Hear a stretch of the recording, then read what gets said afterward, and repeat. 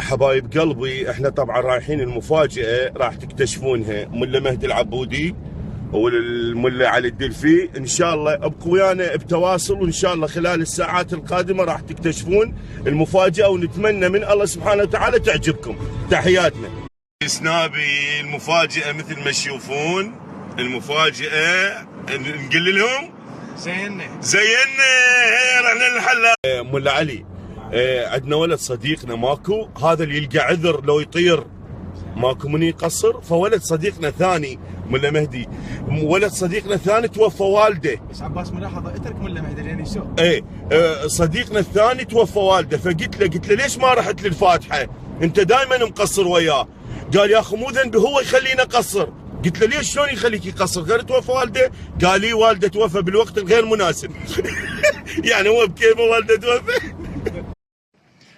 ولو تشوفون حال الطفل، يعني انا كلش تاذيت عليه، وملا مهدي الا دقيقه، يعني الله سبحانه وتعالى ستر والحمد لله. حبايبي ملا مهدي يسوق، وملا علي الدلفي ويانا، وانا خادمكم، وعبر طفل من الشارع.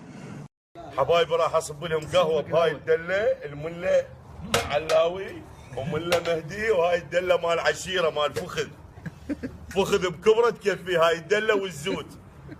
هاي مال ديناصور. برنامج خيمه حسينيه انتظرونا. حبايبنا سناب علي الدلفي ربي يوفقكم، انتظرونا.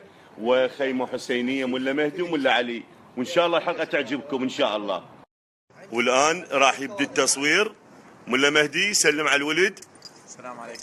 ملا علي سلم على الولد. السلام عليكم. والبنات هم السلام عليكم.